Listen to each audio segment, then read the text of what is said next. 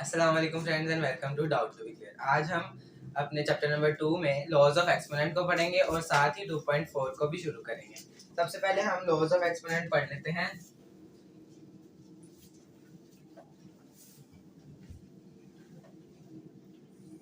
Exponents ऐसे जो इसके इधर भी p और ओवर q में फॉर्म में लिखे हों और उनके ऊपर या ऐसे लिखे हों और उनके ऊपर कोई पावर भी हो, जैसे -2 p के ऊपर -2 है ऐसे, तो इनको हम कहेंगे एक्सपोनेंट। वो मल्टीप्लाई के फॉर्म में भी हो सकता है और डिवाइड की फॉर्म में भी। तो फर्स्ट इन्होंने लॉ दिया हुआ है कि a(m)(a)n is equal to a(m+n) के इसको कहते हैं बेस और इसको कहते हैं एक्सपोनेंट। तो एक्सपोनेंट्स की फॉर्म में जिसकी कोई बेस हो, अब यहाँ पे ये हो रहे हैं मल्टीप्लाई, तो आपने याद रखना है कि जब भी दो नंबर्स मल्टीप्लाई हो रहे हो उनकी बेस जो कि a है वो सेम हो।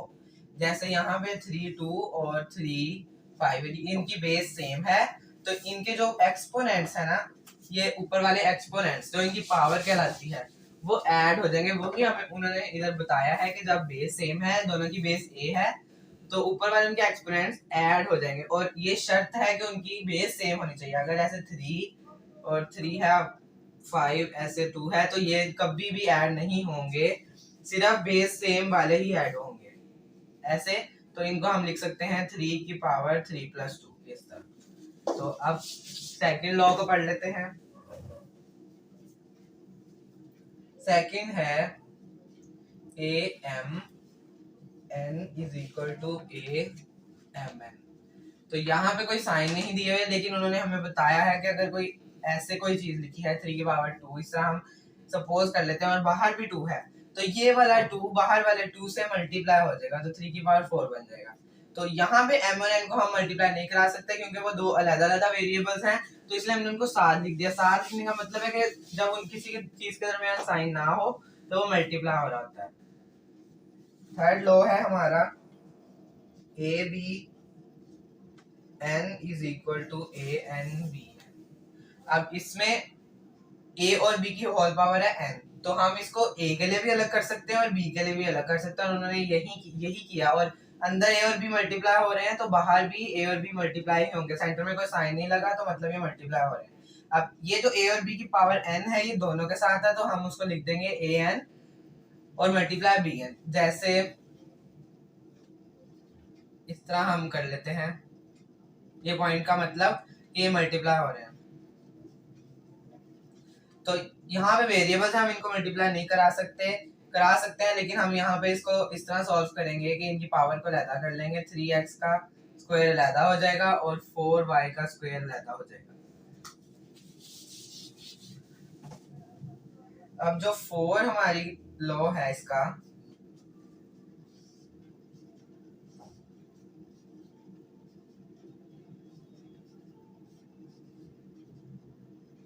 उसमें बिल्कुल ऊपर वाले की तरह वो उन्होंने मल्टीप्लाई को हटा दिया और अब वो डिवाइड के प्रॉपर्टीज लॉज लेके आना शुरू हो गए हैं कि जब भी दो नंबर डिवाइड हो रहे हो तो ये जो n की पावर है ये इसके साथ भी है, यहाँ भी n है और यहाँ भी n, तो इसलिए उन्होंने इसको इकट्ठा ऊपर ही लिख दिया होल पावर की फॉर्म में, तो हमने सिर्फ उनको अलग किया। रूल नंबर 5 है am/an is equal to am-n। आपने ये याद रखना है कि जब भी हम मल्टीप्लाई करेंगे और बेस अगर सेम हो तो ऊपर वाले एक्सपोनेंट्स ऐड होंगे, लेकिन जब हम डिवाइड करेंगे या फ्रैक्शन की फॉर्म में लिखा होगा तो अगर, और दूसरी शर्त ये थी कि उसके बेसिस सेम हो तो ये माइनस होंगे। अब जब मल्टीप्लाई था तो प्लस होंगे, जब डिवाइड होने हैं तो माइनस। अब यहाँ पे उन्होंने a को एक ही दफा लिख लिया एज अ बेस क्योंकि वो सेम था, और m में से n को माइनस कर दिया। लॉ नंबर 6 है a0 इज इक्वल टू 1 कि किसी भी, जैसे कोई वेरिएबल है x या y या कोई भी b, अगर इसकी पावर 0 हो जाए, जैसे a की पावर ने हमें 0 दिया तो वो इक्वल होगा 1 के। तो बस यही था इसमें कि जब भी किसी एक्सपोनेंट की पावर 0 होगी तो वो इक्वल होगा 1 के।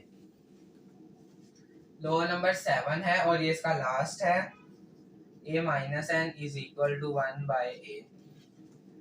तो अब जब हम एक्सपोनेंट्स को सॉल्व करेंगे तो उनका आंसर ऐसे, इनकी एक्सपोनेंट्स का जब आंसर आएगा तो वो माइनस में नहीं होना चाहिए, तो उसको माइनस को हम पॉजिटिव करने के लिए उसको 1 ओवर की फॉर्म में लिख देंगे। तो जब भी इधर भी आप देख लें कि जब इधर सपोज यहाँ पे 1 है तो जब ये ऊपर जाएगा तो ये n उसके साथ मल्टीप्लाई माइनस होगा। यहाँ पे हमने बेसिस को नहीं देखना बल्कि n को a को ही ऊपर लेके जाना है, तो इसका एक्सपोनेंट जो है वो नेगेटिव हो जाएगा। तो उसी के उल्टा करेंगे, जब नेगेटिव है तो उसको 1 ओवर की फॉर्म में ले आएंगे तो वो पॉजिटिव हो जाएगा। अब हम अपनी एक्सरसाइज 2.4 को शुरू करते हैं। एक्सरसाइज 2.4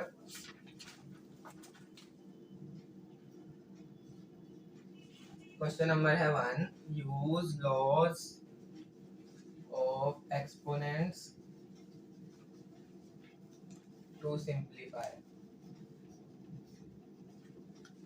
पहले जितने भी हमने एक्सरसाइज किया उसमें हम सिंप्लीफाई नहीं करते थे, लेकिन इसमें उन्होंने हमें कहा है कि जो हमने पीछे लॉज पढ़े हैं उनको मद्देनजर रखते हुए सिंप्लीफाई करें इनको। तो उसका फर्स्ट पार्ट हम देख लेते हैं। 243 और यहाँ पे -2/3, 32 -1/5 ओवर √196 की पावर -1। सबसे पहले हम इन सारी वैल्यूज का एलसीएम ले लेंगे जिससे कि हमें आसानी होगी, ये इनकी पावर्स बन जाए तो फिर इनके साथ हम इनको मल्टीप्लाई या कुछ भी करवाएंगे। सबसे पहले हम यहाँ पे 243 का एलसीएम लेते हैं, इसको थोड़ा सा साफ करके लिख लेते हैं। तो 243 का एलसीएम 3 पे आएगा, 3 8 24 और 3 1 3, फिर 3 27 81 होता है, फिर 2 6, यहाँ पे 2 चला गया, 6 आया था, इधर से 2 निकल के यहाँ पे गया, 2 7 21, अब 3 9 27, 3 3 9, 3 1 3, ये 5 टाइम 3 आ गया है, तो हम इसको यहाँ पे लिख लेते हैं ब्रैकेट में ही 3। अब हम यहाँ पे मल्टीप्लाई का साइन नहीं डालेंगे, हम सिर्फ यहाँ पे छोटा सा डॉट डालेंगे जिसका मतलब भी मल्टीप्लाई ही है, हम ऊपर पावर इसी तरह डालेंगे। अब 32 का हम एलसीएम लेते हैं, तो इसका एलसीएम 2 पे आएगा, 2 1 2 और यहाँ पे इधर 1 चला गया तो ये 6, 2 8 16, 2 4 8, 2 2 4, 2 1 2, तो इसके भी 5 2 आ गए हैं एलसीएम में, तो हम इसको इधर लिख लेंगे। ऊपर पावर आपने लिखना नहीं भूलनी और यहाँ पे इक्वल टू का साइन भी डाल देना है। अब अंडर रूट को हम ऐसे ही रहने देंगे, 196 का हम एलसीएम लेंगे,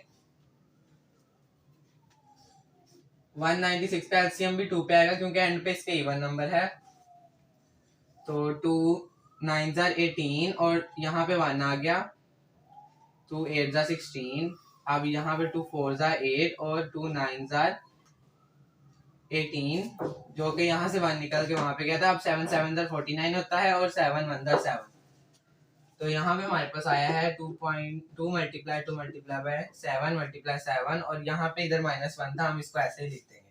अब इन जो सेम बेसिस होंगे उनके हम एक्सपोनेंट को ऐड करेंगे। इन सब का एक्सपोनेंट 1 है, जहाँ पे कुछ नहीं होगा एक्सपोनेंट में वो 1 होगा, तो ये 3 टाइम है तो 1 को 3 टाइम प्लस करेंगे तो आएगा 5, इस तरह हम लिख देंगे कि मतलब कि 3 जो है इससे पता चल रहा है कि 3 से ही 5 टाइम मल्टीप्लाई हो रहा है, -2/3, यहाँ पे 2 5 टाइम है तो उसको इस तरह लिख लेंगे, -1/5 ओवर अंडर रूट। अब यहाँ पे तो अलग अलग है तो हम जो सेम है उनको इसकी एक्सपोनेंट की फॉर्म में लिखते हैं, तो 2 दफा है तो उसको इस तरह लिख लेंगे और ब्रैकेट के बीच में ही 7 भी 2 दफा है और ये -1। अब ये जो है इससे कैंसिल हो जाएंगे दोनों, तो रह जाएगा 2 -1, जो इसकी पावर है वो इस पे आ जाएगी और ये हमें पता है क्यों। हम इसको आगे सॉल्व करते हैं।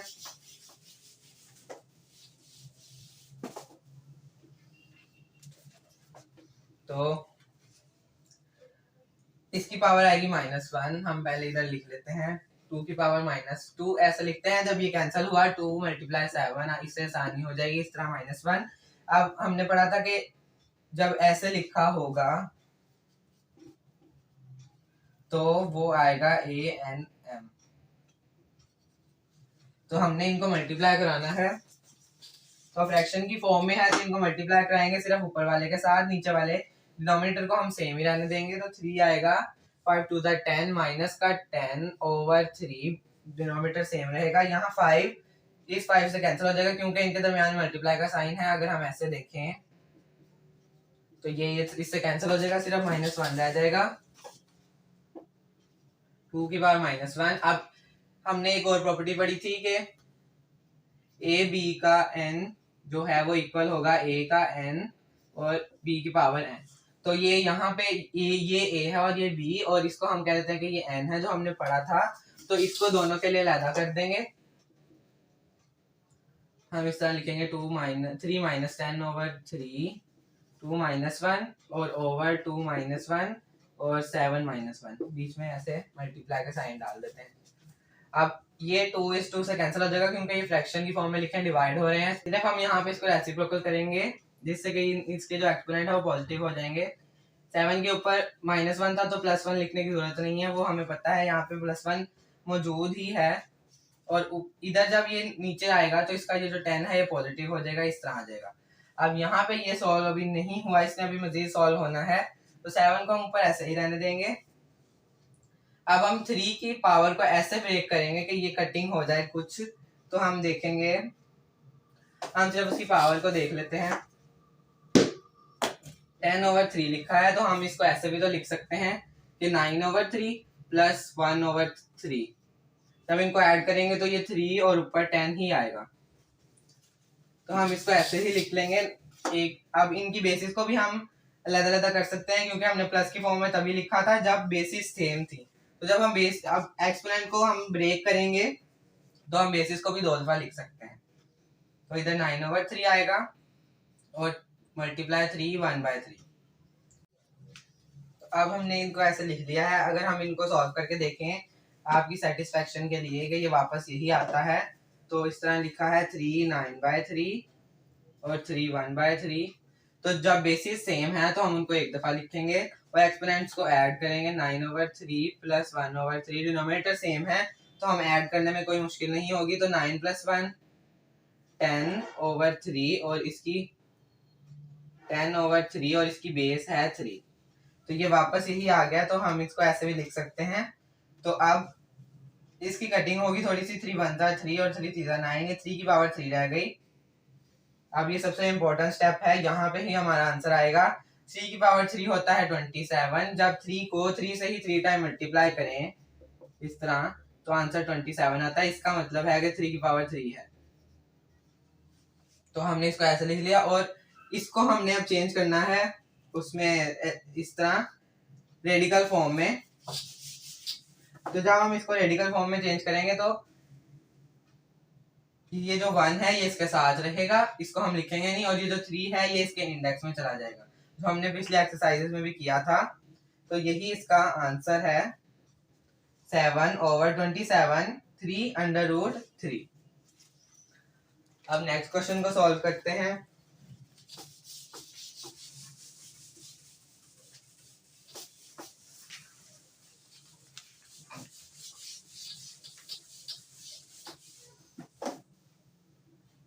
नेक्स्ट क्वेश्चन है हमारा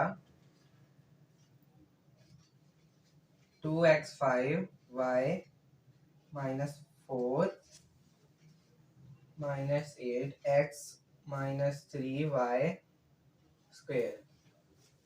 अब आपने एक बात का ख्याल रखना है, बुक में आपकी ये जो थोड़ी सी वैल्यूज हैं ये दूर दूर करके लिखी हैं, लेकिन आप ये एक ही वैल्यू है, हम इसको एक ही दफा मल्टीप्लाई करेंगे। अच्छा, जब हम इनको मल्टीप्लाई करेंगे तो x x के साथ ही मल्टीप्लाई होगा और y y के साथ। जब बेसिस सेम होंगे और मल्टीप्लाई हो रहेंगे तो इनके एक्सपोनेंट्स ऐड होंगे। तो हम इनको सबसे पहले मल्टीप्लाई करते हैं। 2 8 16 और साइन लगेगा माइनस का, क्योंकि मल्टीप्लाई में एक तरफ माइनस हो, चाहे वो 2 के साथ होता है या 8 के साथ, साइन माइनस का आना था, -16। अब x को हम एक दफा लिखेंगे और ये 5 जो है ये प्लस होगा -3 के साथ, और जो y है ये -4 + 2 होगा। तो हम नीचे देखेंगे -16x, यहाँ आएगा 2 और यहाँ आएगा -2। अब मैंने आपको पहले बताया था कि इसका आंसर में किसी भी एक्सपोनेंट में नेगेटिव वैल्यू नहीं होनी चाहिए। तो नेगेटिव को खत्म करने के लिए हम उसको नीचे ले जाएंगे और फ्रैक्शन की फॉर्म में लिख देंगे, जिससे कि उसकी एक्सपोनेंट पॉजिटिव हो जाएगी। अब 16 जो है ये कांस्टेंट नंबर है, ये माइनस का हो सकता है, लेकिन हमने कभी भी आंसर में एक्सपोनेंट को नेगेटिव का नहीं रखना, तो यही इसका आंसर है। थर्ड पार्ट को इसके सॉल्व करते हैं, जो कि है x minus 2 y minus 1 z minus 4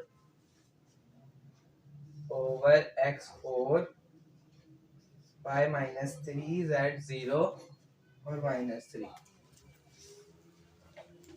यहाँ पे मैंने आपको पढ़ाया था, तो अगर कोई फॉर्म ऐसी फॉर्म में लिखा होगा एक्सपोनेंट, तो हम उसको a n माइनस m ऐसे लिख सकते हैं। या जब भी इस तरह नहीं, जब बेसिस सेम थी और n और m था, तो बेसिस को हम एक ही दफा लिखते थे और ये जो एक्सपोनेंट है इनको माइनस कर देते थे सिर्फ डिवाइड में, और मल्टीप्लाई में हम उनको ऐड करते थे। यहाँ पे डिवाइड हो रहे हैं तो हम इनको यहाँ पे सब्ट्रैक्ट करेंगे, तो हम ये नीचे वाले को ऊपर लेके जाएंगे, तो x माइनस 2 यहाँ पे माइनस होगा माइनस 4, y को भी एक दफा लिखेंगे माइनस 1, अब माइनस माइनस 3 ऐसे, क्योंकि इसके साथ भी माइनस है, और यहाँ पे जब हम इसको ऊपर लेके जाएंगे तो यहाँ पे माइनस आएगा। अब ये जो z है इसकी पावर 0 है, तो जब अभी हमने पीछे पढ़ा था कि a की पावर अगर 0 थी तो वो इक्वल था 1 के, तो z की पावर यहाँ पे 0 है, वो भी इक्वल 1 के, तो 1 फ्रैक्शन में अगर 1 हो तो उसकी कोई इंपॉर्टेंस नहीं है। जैसे 2 ओवर 1, तो इसको हम 2 ही लिखते हैं, तो हम यहाँ पे z ओवर 1 भी खाली z ही होगा, तो यहाँ पे खाली z माइनस 4 आ जाएगा, जो ये जो है वो 1 बन गया। अब इसकी पावर आपने लिखना नहीं भूलनी, जो माइनस 3 है। यहाँ पे इनकी एक्सपोनेंट्स को ऐड और सब्ट्रैक्ट करेंगे, तो माइनस माइनस प्लस, तो बड़ी वैल्यू के साथ माइनस का साइन है, तो यहाँ माइनस 6 आएगा। इधर माइनस माइनस प्लस, ये प्लस हो गया, इसके साथ साइन प्लस का होगा। मैंने आपको फर्स्ट चैप्टर सॉल्व करते हुए बताया था कि हमने साइन मल्टीप्लाई करने के बाद देखना है कि उसके साथ पॉजिटिव है कि नेगेटिव। यहाँ पे माइनस 1 प्लस 3 का आंसर आएगा 2। पॉजिटिव का 2 इसलिए आया क्योंकि उनको माइनस माइनस को मल्टीप्लाई कराने के बाद प्लस आया। अब यहाँ पे z का सिर्फ माइनस 4 रहेगा और ऊपर माइनस 3 पावर। तो जब पावर में कोई भी चीज होगी तो वो इन सब के लिए अलहदा हो जाएगी। ये भी हमने अभी लॉज में ही पढ़ा है।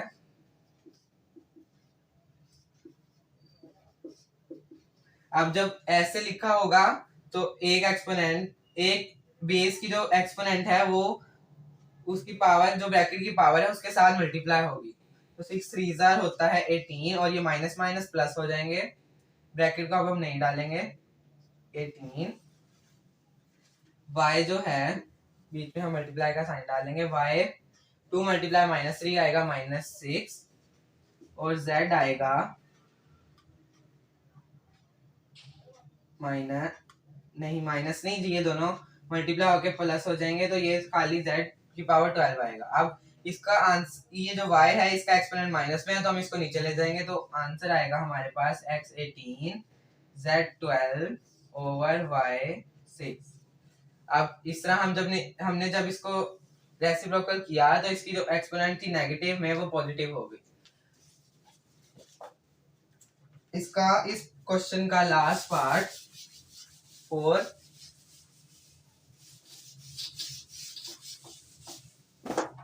इस क्वेश्चन का लास्ट पार्ट नंबर 4 है 81n multiply 3 5 minus 3 4n minus 1 2 4 3 over 9 2n 3 3। अब यहाँ पे आपने ये देखना है कि यहाँ पे तो मल्टीप्लाई, यहाँ एक ही मल्टीप्लाई यहाँ पे हो रहा है और एक यहाँ पे, और सेंटर में माइनस है, तो इन दोनों को आपने अलग समझना है। ये दोनों एक नहीं है, ये दोनों अलग अलग है। जब ये मल्टीप्लाई होंगे तब भी अलग अलग ही रहेंगे, माइनस इनके दरमियान है, इसलिए इन दोनों को हम कभी भी मल्टीप्लाई नहीं कर सकते। सबसे पहले हम इस 81 का एलसीएम लेंगे। जब ऐसे वैल्यूज लिखी हो तो हम उनका सबसे पहले एलसीएम लेते हैं। 81 का एलसीएम लेंगे तो ये जाएगा 3 पे, 3 2 6, यहाँ पे 2 आ गया, 3 7 21, 3 9 27, 3 3 9, 3 1 3। तो हम इसको डायरेक्ट ही लिख देंगे 3 की पावर 4 और ऊपर n मल्टीप्लाई 3 की पावर 5। अब ये जो माइनस है यहाँ पे ऑलरेडी 3 की पावर 4 n माइनस 1 है, तो 3 की और हम फैक्टराइजेशन नहीं कर सकते। पिछले क्वेश्चन में जो इसका फर्स्ट पार्ट था उसमें हमने देखा था कि 243 की जब हम फैक्टराइजेशन करते थे तो 3 की पावर 5 आता था। तो हम इसको ऐसे लिख देंगे ओवर 9 की फैक्टराइजेशन करेंगे तो वो 3 मल्टीप्लाई 3 आएगा, और इस 2n को हम बाहर लिख देंगे क्योंकि ये 9 की पावर थी, हम इसको ऐसे लिख सकते हैं 3 की पावर 3 ऐसे। अब ये माइनस के इधर वाली वैल्यूज और इधर वाली वैल्यूज जो कि मल्टीप्लाई हो रही है उनकी बेसिस सेम है, उनको ऐड करेंगे। सबसे पहले हम इस 4n को मल्टीप्लाई करेंगे क्योंकि ब्रैकेट की जो पावर है वो अंदर वाली बेस के एक्सपोनेंट के साथ मल्टीप्लाई होगी, तो आएगा 3 मल्टीप्लाई 4 3 की पावर 4n मल्टीप्लाई 3 की पावर 5। अब माइनस इन दोनों के दरम्यान मल्टीप्लाई है तो हम इनकी पावर्स को ऐड करेंगे, तो 3 एक दफा लिखेंगे 4n माइनस 1 प्लस 5। अब यहाँ पे कोई और n नहीं है इसलिए हम इन कांस्टेंट नंबर्स को ही आपस में ऐड करवाएंगे। अब इस 3 की पावर 3 3 की पावर 2 क्योंकि दो दफा लिखा है उसकी पावर भी 2n, और यहाँ 3 की पावर 3 ये बन जाएगा। बेस को एक दफा लिखेंगे 4n प्लस 5, ये दोनों ऐड नहीं होंगे क्योंकि इसके साथ कोई n नहीं है इसलिए हम इसको इसमें से सब्ट्रैक्ट या ऐड नहीं कर सकते। अब माइनस 3 4n माइनस नहीं, यहाँ पे 5 के साथ प्लस है तो यहाँ प्लस आएगा, 5 माइनस 1 4 ओवर 3 ये इसके साथ मल्टीप्लाई होगा। अब इसको हम सब्ट्रैक्ट या ऐड नहीं करा सकते लेकिन ये मल्टीप्लाई हो सकता है, तो इसलिए इसको 3 4n लिख देंगे और यहाँ पे 3 की पावर 3। आगे इसको मजीद सॉल्व करते हैं तो ये इसी तरह आ जाएगा 3 की पावर 4n प्लस 5 माइनस 3 की पावर 4n प्लस 4 ओवर। अब ये दोनों मल्टीप्लाई हो रहे हैं, हम इन दोनों के एक्सपोनेंट्स को ऐड कर लेंगे, तो 3 को एक दफा लिखेंगे 4n प्लस इस 3 का एक्सपोनेंट है 3 तो उसको भी ऐड कर लेंगे प्लस 3। अब अगर हम देखें तो हमने अगर इनको माइनस कराना है तो इनके एक्सपोनेंट भी सेम होना जरूरी है क्योंकि ये 3 और 3 माइनस होंगे लेकिन इनके एक्सपोनेंट अगर सेम होंगे फिर ही। तो हम इसमें से एक 3 की पावर 1 बाहर निकाल लेते हैं जो कि इधर ये जो जैसे हमने किया है -1 प्लस 5 यहाँ पे प्लस है, तो हम अगर ऐसे लिखेंगे 4n प्लस 4 और जैसे ये 3 है और इस 3 की पावर 1 तो ये इस 3 की पावर है। अब जब ये ऐड होंगे तो ये 4 प्लस 1 5 हो जाएगा, तो हम इसको ऐसे भी लिख सकते हैं, तो हम इसको ऐसे लिख लेंगे 3 4n प्लस 5 मल्टीप्लाई 3 की पावर 1 माइनस 3। अब इधर जब हमने 1 इसमें से कॉमन लिया है तो इधर 4 आएगा 4n प्लस 4 ओवर 3 की पावर 4n प्लस 3।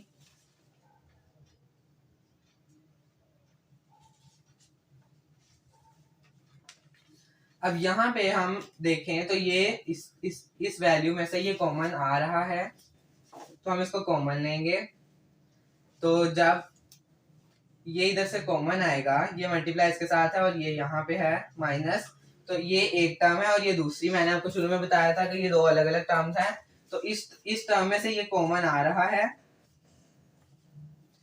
तो हम इसको कॉमन करेंगे 3 4n प्लस 4 एक ही दफा लिखेंगे। अब ये 3 मल्टीप्लाई हो रहा है तो हम इसको यहाँ पे मल्टीप्लाई करा देते हैं, अंदर ब्रैकेट में लिख देते हैं 3।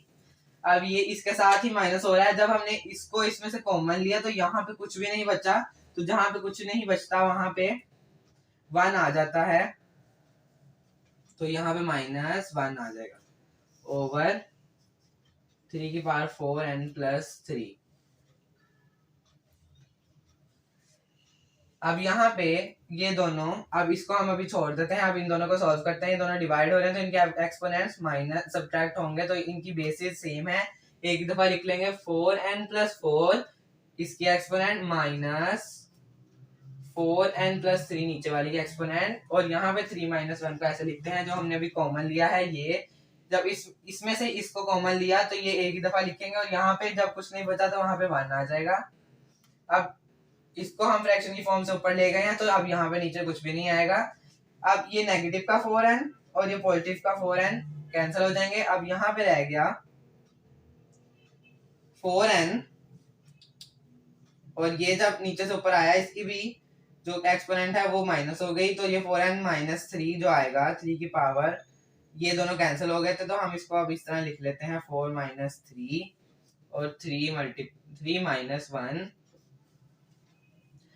इसका आंसर आएगा 3 का एक्सपोनेंट आएगा 1, 3 की पावर 1 और यहाँ 3 माइनस 1। तो 3 का एक्सपोनेंट 1 का मतलब ये है कि ये एक ही दफा लिखा हुआ है, इसको ऐसे लिख देंगे। 3 माइनस 1 होता है 2, 3 2 जार 6। तो इस पूरी इसका एक्सपोनेंशियल फॉर्म का आंसर 6 आया है। ये हमारे इस एक्सरसाइज का लॉन्ग क्वेश्चन है और इस क्वेश्चन का लास्ट पार्ट है। अब हम क्वेश्चन नंबर 2 को देखते हैं जिसका सिर्फ एक ही पार्ट है।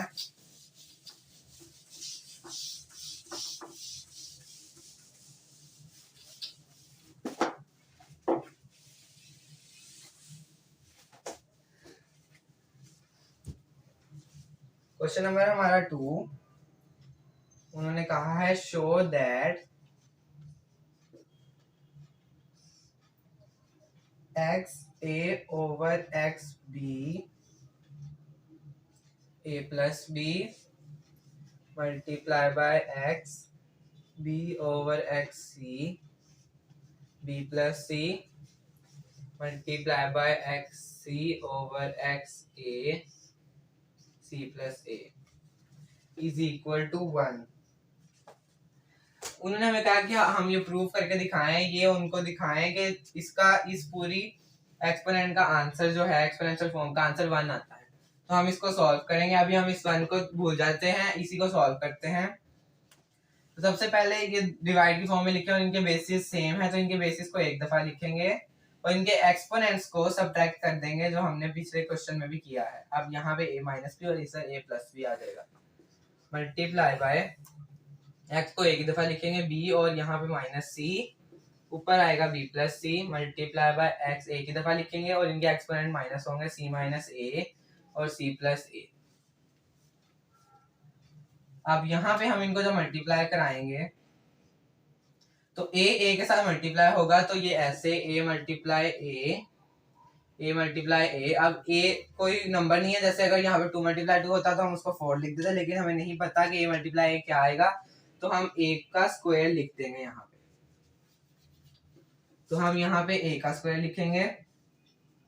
अब जो a है वो a के साथ ही मल्टीप्लाई होगा और b के साथ, और सेंटर में साइन आएगा माइनस का, क्योंकि जब मल्टीप्लाई कराते हो एक भी तरफ माइनस आ जाए तो वहां पे दूसरी तरफ भी माइनस आ जाता है, और अगर दोनों तरफ माइनस हो तो प्लस आ जाता है। तो यहाँ पे आएगा a का स्क्वायर माइनस b का स्क्वायर। इधर भी ऐसे कर लेते हैं, x b से मल्टीप्लाई हुआ b का स्क्वायर माइनस c से मल्टीप्लाई हुआ c का स्क्वायर, और माइनस इसलिए लगेगा क्योंकि एक तरफ माइनस है, मल्टीप्लाई बाय x c का स्क्वायर माइनस a का स्क्वायर।